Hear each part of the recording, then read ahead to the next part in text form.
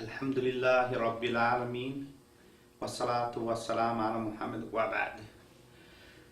Assalamu alaikum wa rahmatullahi wa barakatuh. We live in a time that people, individuals, we feel like we have to have happiness all the time. We feel like we aren't supposed to have any sorrow. We feel like we're not supposed to have any problems. We feel like we're always supposed to be happy, like the examples we see on TV, all the movie stars always smiling, always laughing. And then we feel like sometimes if we don't reach to that level, then something must be wrong. There must be something wrong with us. So tonight I wanted to talk about Islam's viewpoint on struggle.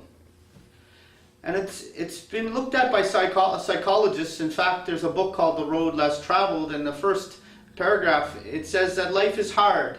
But once you come to the realization that life is hard, it becomes easier.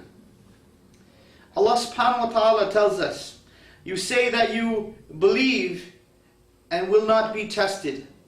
You say that you believe and that you will not be tested. The purpose of our life is to worship Allah subhanahu wa ta'ala, but in so we have to struggle, because it's only through our struggles that we grow. In fact, if you look at nature and you look at the struggle, all of our life from our birth to our death is a struggle.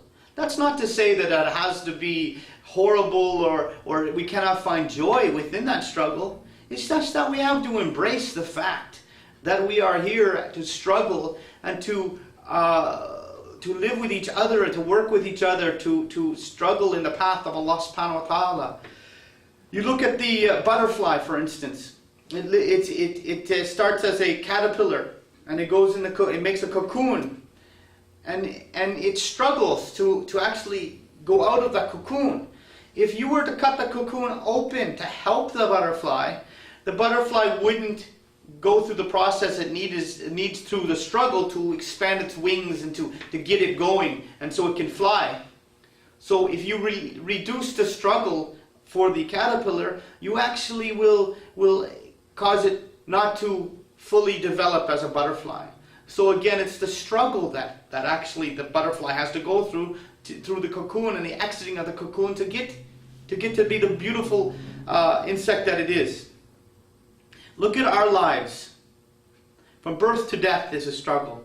The fact is, even the creation of the egg for the woman, her monthly cycle is a struggle. There's pain involved, complications involved for her. That's a struggle in itself. Just at the start of being able to receive the ability to create the life from Allah subhanahu wa ta'ala is a struggle.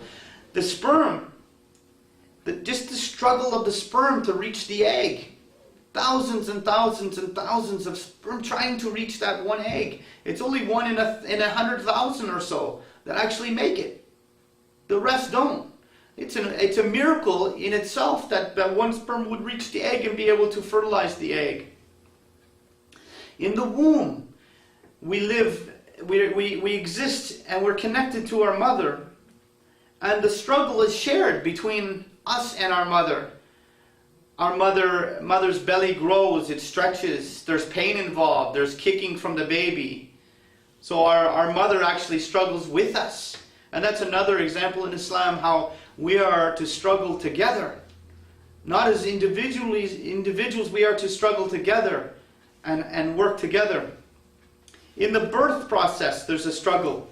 The dilation, the head coming out of the womb, it scrunches together. There's 3 plates in the head that push together in order for the baby's head to exit the mother. The first breath is a struggle. And when you cut the cord, the umbilical cord, another struggle. So it's only through struggling that we actually grow.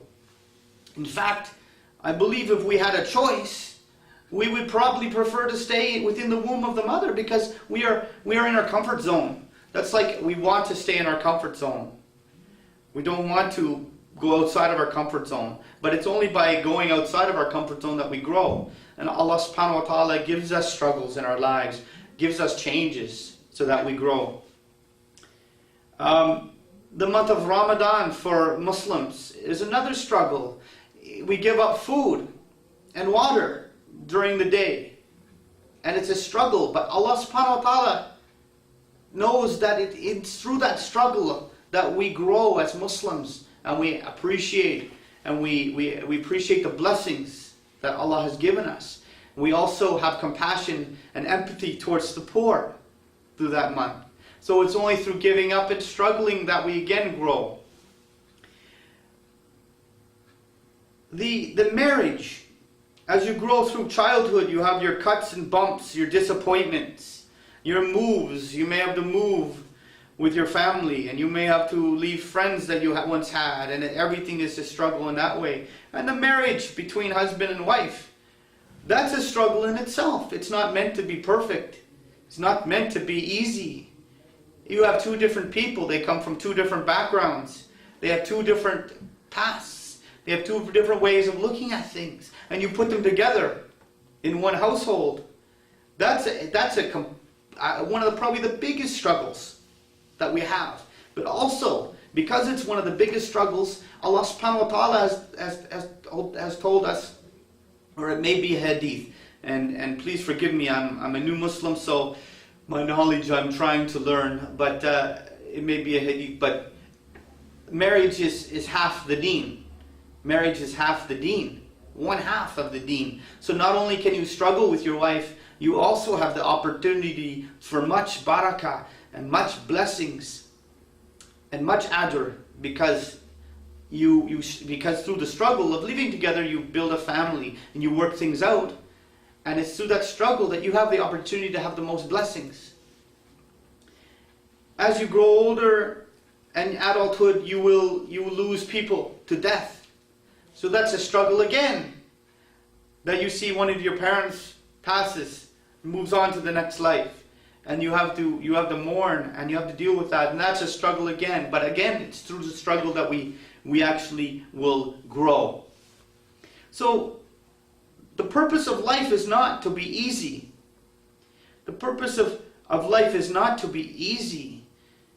And once we understand that, it's our responsibility as Muslims. Islam tells us to struggle, but it also shows us how to struggle.